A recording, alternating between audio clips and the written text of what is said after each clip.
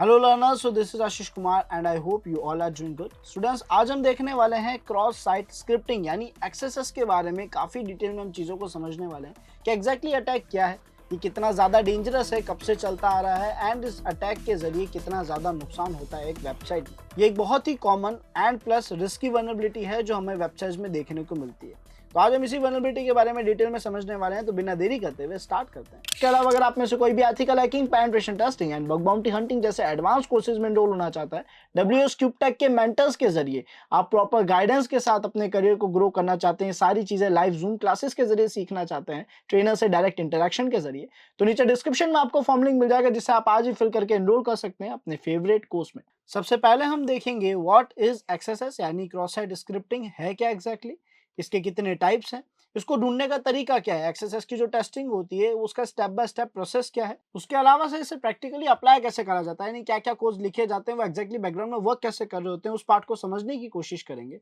And innovative counter measures यानी कुछ ऐसे स्टेप्स जिसके जरिए हम एक्सएसएस की वल्नरेबिलिटी से खुद को बचा सकते हैं। तो स्टार्ट करते हैं, समझने की कोशिश करते हैं कि एक्सएसएस एग्जैक्टली है क्या। तो यहाँ पे कुछ पॉइंटर्स आई थिंक हमें एक्सएसएस को समझने में काफी हेल्प, काफी सपोर्ट करेंगे।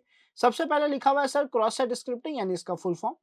देन लिखा हुआ है input executable codes, vulnerable parameters, gaining unauthorised access, running JS malware. अब अगर हम इन सारे पॉइंटर्स को कंबाइन करने की कोशिश करें तो हमें यहाँ पे ये समझा रहा है कि क्रॉस साइट स्क्रिप्टिंग एक ऐसा अटैक है जिसका मतलब है कि सर अगर एक अटैकर को कहीं पे भी कोई इनपुट बॉक्स दिख रहा है या कोई पैरामीटर दिख रहा है, मान लेते हैं आईडी इक्वल्स टू 1 नाम का एक पैरामीटर था, है ना।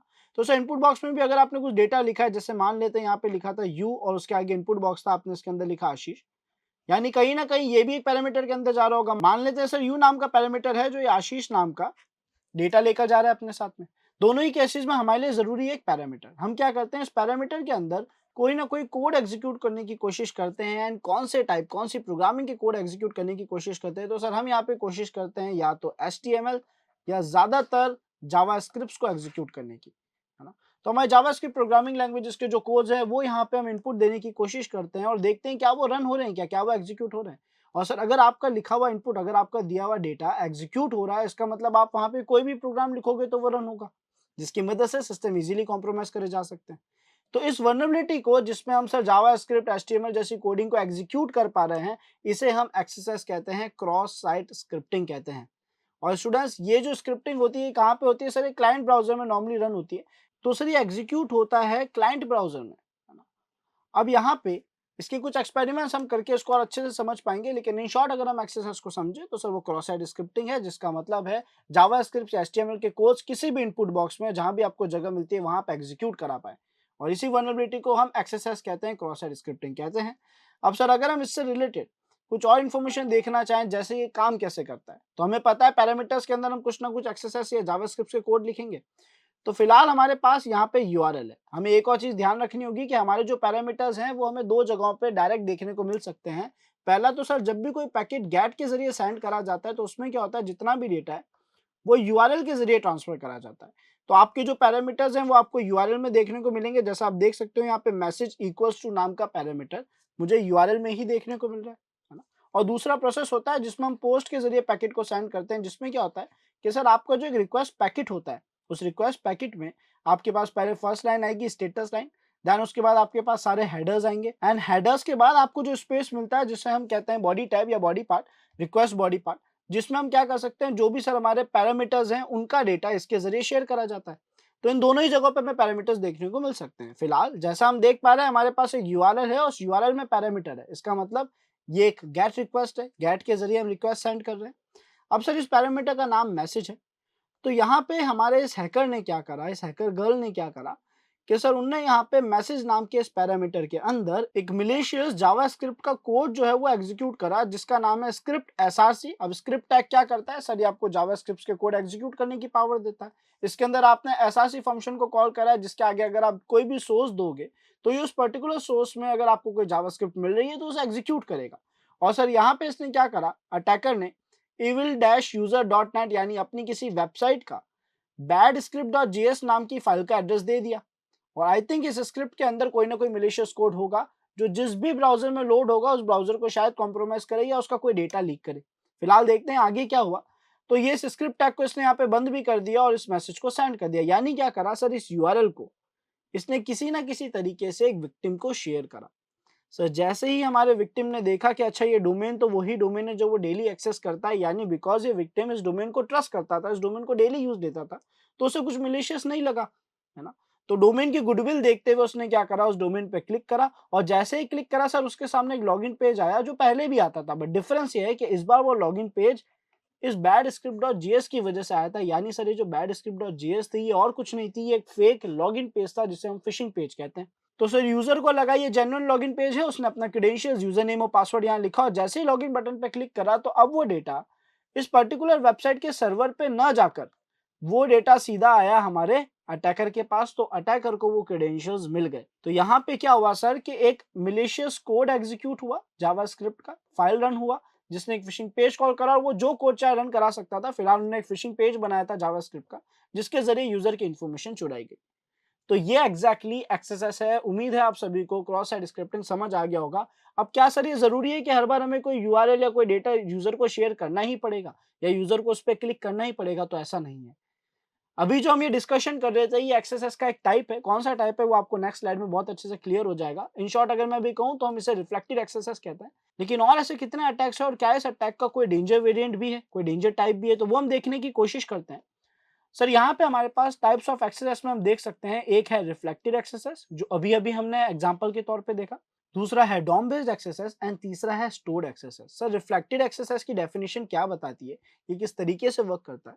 तो रिफ्लेक्टेड एक्सेस वो एक्सेस होता है जिसमें एक अटैकर क्या कर रहा है, सर कोई यूआरएल बना रहा है ना, उस यूआरएल में उसे एक पैरामीटर मिला जिसमें उसने क्या करा सर, कोई ना कोई जावास्क्रिप्ट का मिलिशियस कोड इंजेक्ट कर दिया और उस यूआरएल को उसने यूजर को भेजा। जब यूजर उस यूआरएल से इंटरेक्ट करता है, यूजर उस यूआरएल पे क्लिक करता है, तो उस यूआरएल के अंदर जो पैरामीटर में हमने कोडिंग करी थी वो एग्जीक्यूट होती है, जो हमने अपने जावास्क्रिप्ट का कोड लिखा था वो एग्जीक्यूट होता है और एग्जीक्यूट होकर यूजर की जो इन्फॉर्मेशन है वो अटैकर को शेयर कर देता है या उसे कोई फिशिंग पेज दिखाता है जिसको यूजर अगर क्लिक करता है या अपनी इन्फॉर्मेशन पुट करता है तो वो अटैकर तक पहुंच जाएगी।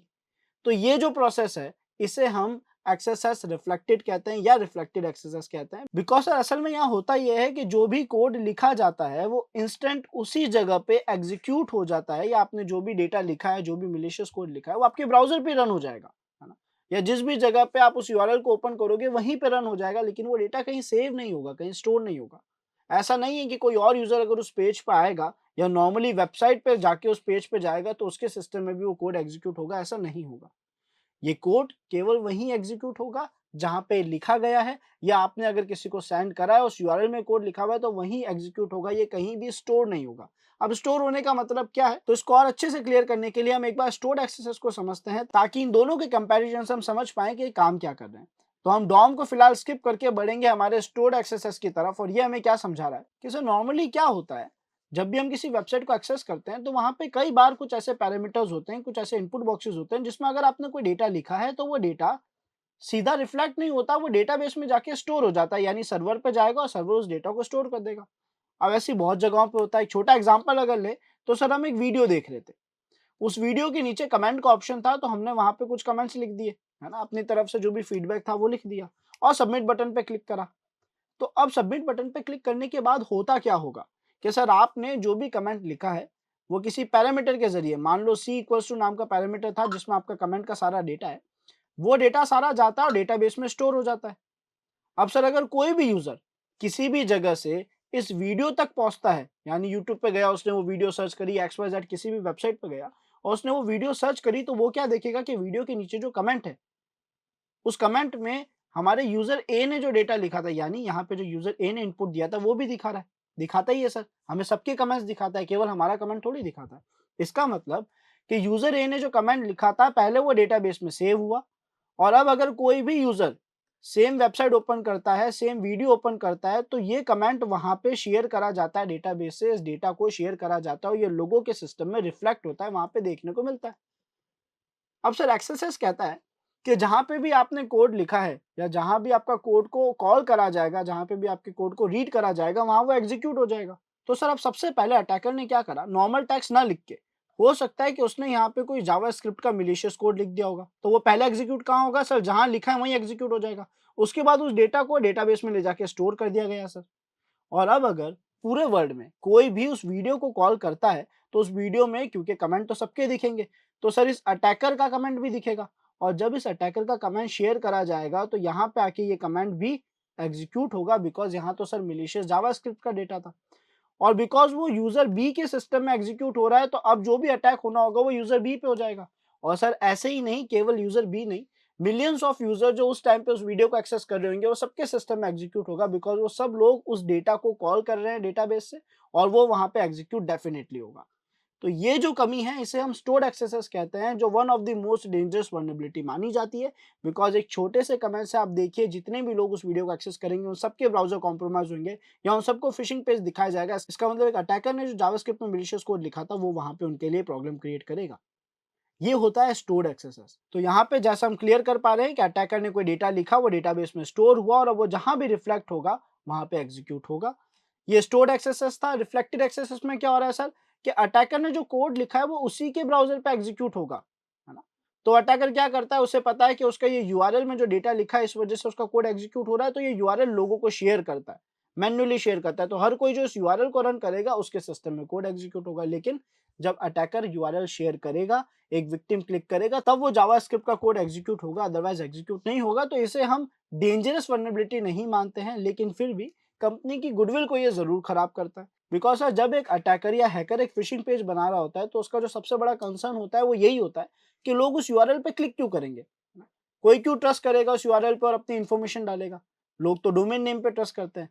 तो अगर किसी को WSCryptech के डोमेन में एक्सेस की कमी मिल गई या किसी भी XYZ वेबसाइट में कोई एक्सेस की वल्नरेबिलिटी मिल गई, रिफ्लेक्टेड एक्सेस की कमी मिल गई, तो वो क्या करेगा कि सर स्टार्टिंग में जो यूआरएल होता है वो तो ओरिजिनल कंपनी का ही होता है, उसके आगे कोई पैरामीटर होगा और उस पैरामीटर में वो क्या करेगा, अपना मैलिशियस जावास्क्रिप्ट का कोड या फिशिंग पेज का कोड ऐड कर देगा। तो अब इस यूआरएल पे कोई भी क्लिक करने के लिए इजीली कन्विंस हो जाएगा बिकॉज वो उस डोमेन पे ट्रस्ट करते हैं।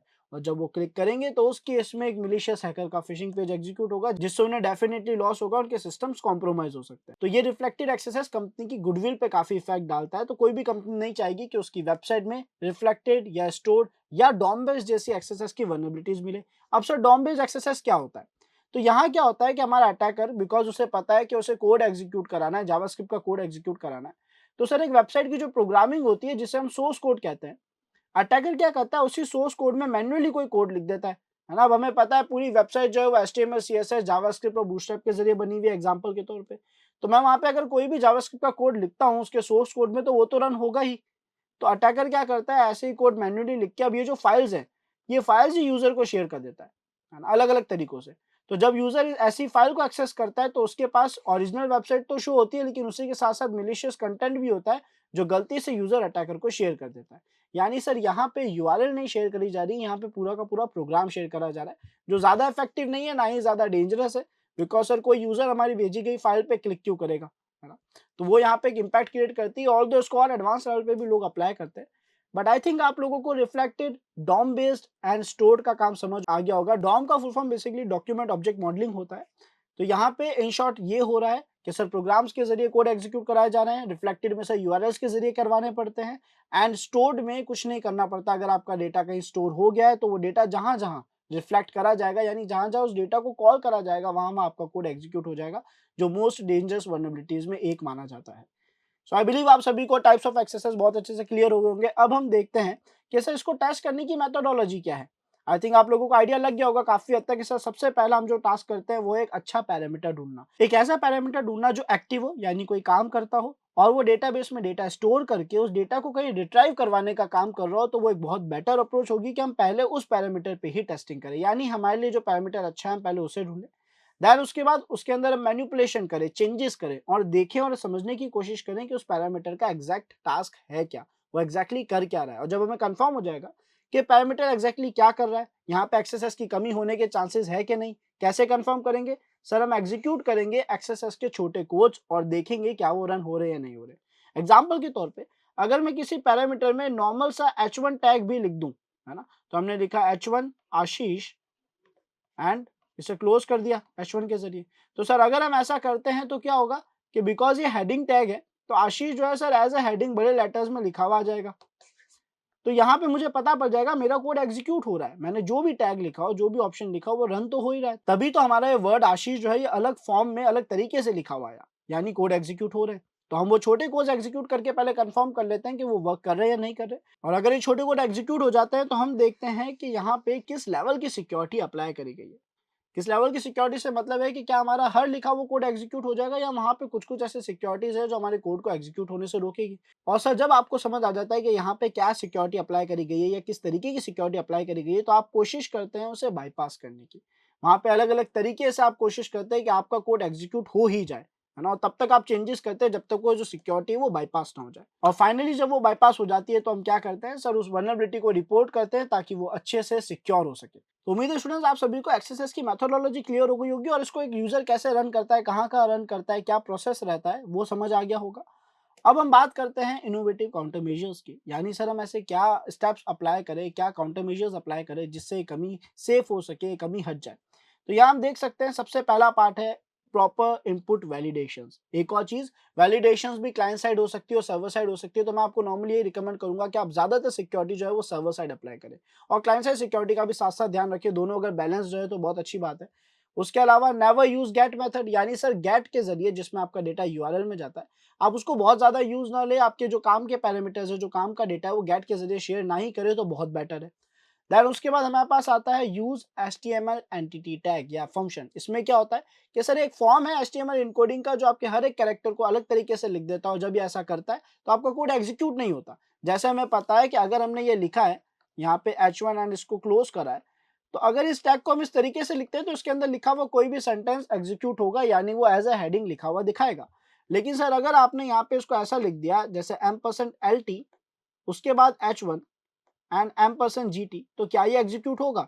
नहीं सर, अभी एग्जीक्यूट बिल्कुल नहीं होगा बिकॉज़ इसका जो सिंटैक्स है, इसका जो फॉर्मेट है वो खराब हो चुका है ना? यहाँ पे तो ग्रेटर दैन और स्मॉलर दैन आना चाहिए था जो स्टैक को कंप्लीट बना देते हैं, लेकिन अब यहाँ पे इसके अंदर क्या हो चुका है, आपने %LT एंड GT लिख दिया, इसको अलग तरीके से लिख दिया तो ये रन नहीं होगा। तो यही चीज़ हमारी ऐसी एचटीएमएल एंटिटीज टैग काम आती है, यानी एचटीएमएल इनकोडिंग फॉर्म है जिसके ज़रिए आपका डेटा एग्जीक्यूट नहीं होगा, चाहे वो स्टोर्ड हो, चाहे वो रिफ्लेक्टेड हो, चाहे वो डॉम बेस्ड हो, वो रन नहीं होगा क्योंकि अब उसको अलग तरीके से लिख दिया गया है। सो आई होप आप सभी को क्लियर हुआ होगा। उसके अलावा सर रेगुलर बेसिस पे स्कैनिंग जरूर करी जाए बिकॉज कोई भी चीज़ 100% सेफ या सिक्योर नहीं होती है। आपको एक कंटिन्यूस प्रोसेस के जरिए एक टाइम पीरियड के गैप से लगातार स्कैनिंग करनी चाहिए बिकॉज आपको हर बार कोई नई वल्नरेबिलिटी मिलेगी और आप उसे धीरे धीरे सेव करते जाएंगे। तो अगर आप इस प्रोसेस को फॉलो करेंगे तो आपकी वेबसाइट अच्छी सेफ और सिक्योर हो पाएगी। Then use different scanning tools, यानी सर आप कमियां ढूंढने के लिए डिफरेंट डिफरेंट स्कैनिंग टूल्स को भी अप्लाई कर सकते हैं। ऑल्दो हम ऑटोमेशन टूल्स पर बहुत ज्यादा डिपेंड नहीं होते, लेकिन डिफरेंट डिफरेंट टूल्स को यूज लेने से अलग अलग आउटपुट आ सकते हैं जो आपको एक डायरेक्शन दे सकते हैं और आपकी टेस्टिंग को और इम्प्रूव कर सकते हैं। सो आई बिलीव स्टूडेंट्स आप सभी को हमारे जो एक्सेसएस का कंटेंट था ये क्लियर हुआ होगा और आप लोगों को कंटेंट पसंद आया होगा। मिलते हैं नेक्स्ट वीडियो में। टिल देन अगर आपने लाइक शेयर सब्सक्राइब नहीं करा है तो अभी कर लीजिए। इसके अलावा स्टूडेंट्स अगर आप में से कोई भी ethical hacking, penetration testing and bug bounty hunting जैसे एडवांस कोर्सेज में एनरोल होना चाहते हैं, डेली लाइव जूम क्लासेस के जरिए और मेंटर से डायरेक्ट इंटरेक्शन के जरिए अपने एरर्स को रिजॉल्व करना चाहते हैं, सारे पार्ट्स को और भी डिटेल और प्रैक्टिकल फॉर्मेट में सीखना चाहते हैं, तो आप लोगों को नीचे डिस्क्रिप्शन में फॉर्म लिंक मिल जाएगा जिस पर क्लिक करके आप आज ही एनरोल कर सकते हैं अपने फेवरेट कोर्स में। Thanks for watching this video.